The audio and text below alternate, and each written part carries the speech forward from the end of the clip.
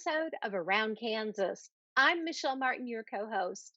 I am flying solo today while Deb is in North Carolina visiting her sister Denise, having some quality family time. We hope that Deb is having a great time and we'll see her again next week. Today, on our history segment, I want to introduce you to an event that really is the catalyst for many of the waves of violence and bloodshed and terror that took place during that time period known as Bleeding Kansas from 1854 to 1861. And that is none other than the Wakarusa War. The Wakarusa War that ran from November 21st to December 8th of 1855 began with a land dispute at Hickory Point, south of Lawrence, and it was between Charles Dow, a gentleman who happened to be Free State sympathies, and Franklin Coleman. Coleman just happened to have pro-slavery sympathies. But their dispute over a piece of land ended with Coleman killing Dow in what he called a case of self-defense.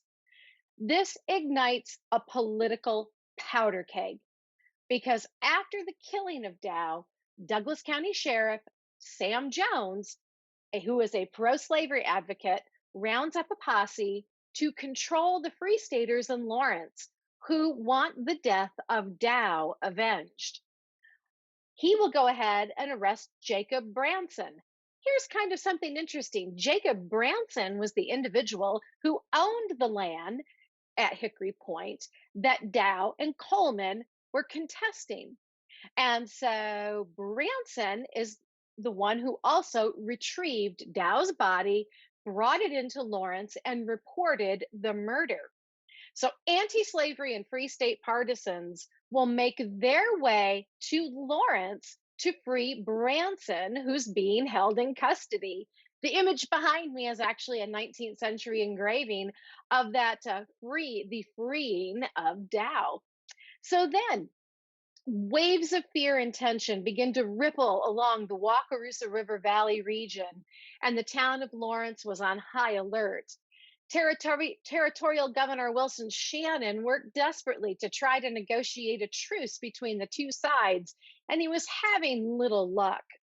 A Free State and pro-slavery militia groups were roaming the countryside, and on December 6th, Potawatomi Indian agent George Clark shot and fatally wounded Thomas Barber. And it seemed at that point that the lid was going to explode and that all of that region of Kansas Territory was going to erupt into violence. However, Wilson Shannon, even though he had his hands full, was able to negotiate a peace. And tensions simmered down until the spring of 1856. Now, the murder of Barber inspired the American poet John Greenleaf Whittier to write his now famous poem, The Burial of Barber. And you can check out our links. We can send you to some primary documents and The Burial of Barber. So now you know a little more about the Wakarusa War of 1855. We'll be right back with our wildlife segment.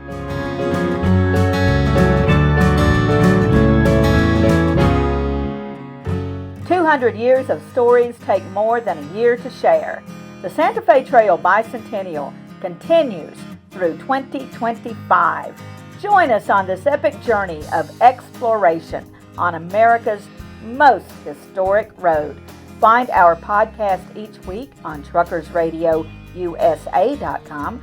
Find us on Facebook. Find us at santafetrail.org. The Santa Fe Trail lives on.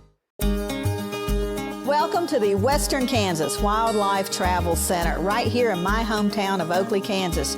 We're the front door of Western Kansas, located on three main highways, I-70, US 83, and US 40.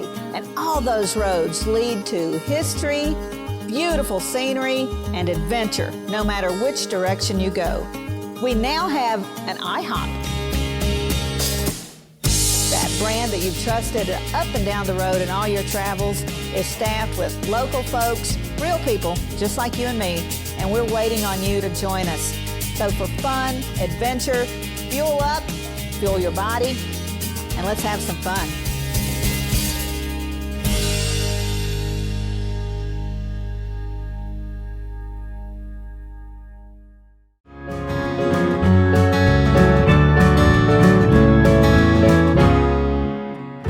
To Around Kansas. I'm Michelle Martin, your co-host.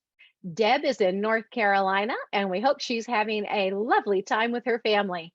Today on our wildlife segment, we want to go ahead and dip back into the Around Kansas vault. We want to tell you a little more about the history of Clinton Lake and the surrounding area. And you're going to find it has connections to the Wakarusa War. Dedicated in 1975, 1,500-acre Clinton State Park is located on the northeast shore of Clinton Reservoir. The reservoir itself has 7,000 surface acres of water and reaches a depth of 55 feet. It supplies water for more than 100,000 people in northeastern Kansas, but 6 times that number visit the park each year.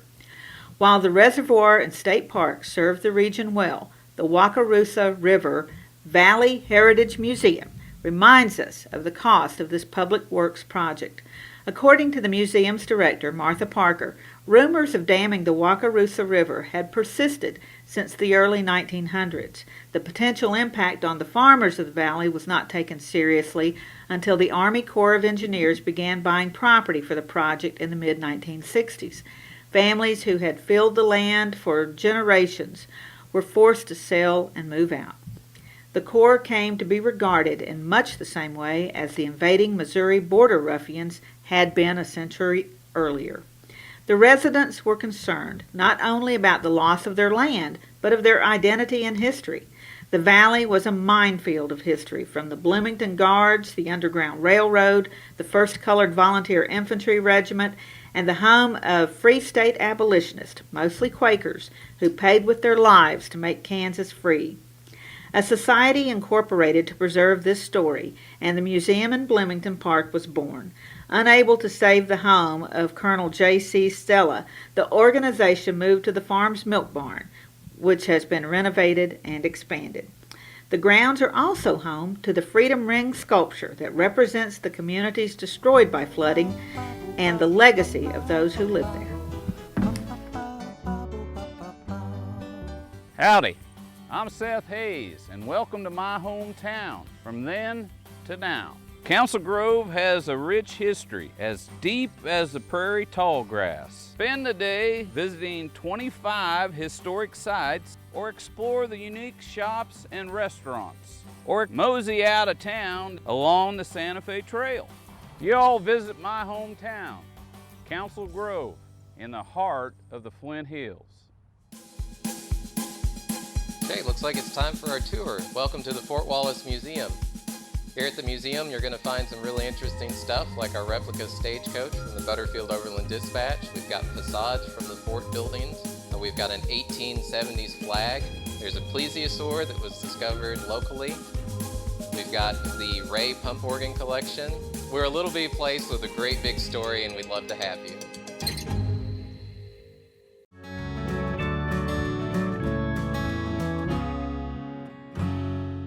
Welcome back to Around Kansas. I'm Michelle Martin, your co-host. Today on our fun segment, I am so excited to share with you some amazing events that are going to be taking place in the coming year in historic Council Grove at the Kaw Mission. These are the Kaw Mission Councils. Each month, the Kaw Mission Councils in 2022 will offer a program for the public that focuses on the incredible history of the Santa Fe Trail. Gee, I wonder if Deb had anything to do with that. Wonder if she put a little bug in their ear. But there's a suggested donation of $3 when you attend. And given some of the folks on the speakers lineup, $3 is a bargain. The events are sponsored by the Friends of Kaw Heritage, and they're going to make sure that you are treated right with refreshments after the programs. During the Kaw Mission and Last Chance Museums reinterpretation project, all of the programs are going to begin at 2 p.m. at the Carnegie at 303 West Main Street. courtesy of the Morris County Historical Society.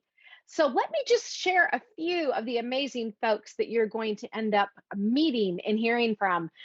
In March, for example, Derek Doughty will be talking about music on the Santa Fe Trail. In April, Dr. Leo Oliva, a good friend of Deb's and mine, will be talking about military posts on the Santa Fe Trail. In May, we'll hear about women on the Santa Fe Trail from Dr. Frances Levine. And in June, the Kaw Nation will be doing interpretive and cultural dance programs. In July, our good friend Ken Spurgeon will be talking about the Kansa tribe during the American Civil War. And I'm telling you, folks, the programs for the rest of the year are looking amazing. Council Grove is a fantastic place to visit. You have wonderful restaurants. You've got the Hayes House in downtown. You've got beautiful shops. You've got the river.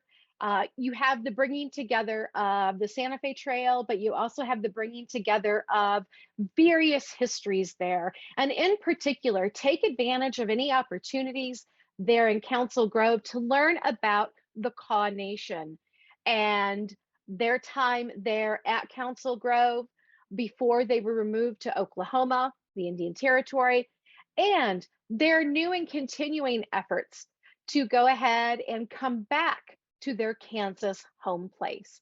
So for fun this coming year, visit the great folks at Kaw Mission for the Kaw Mission Councils. We'll see you next week.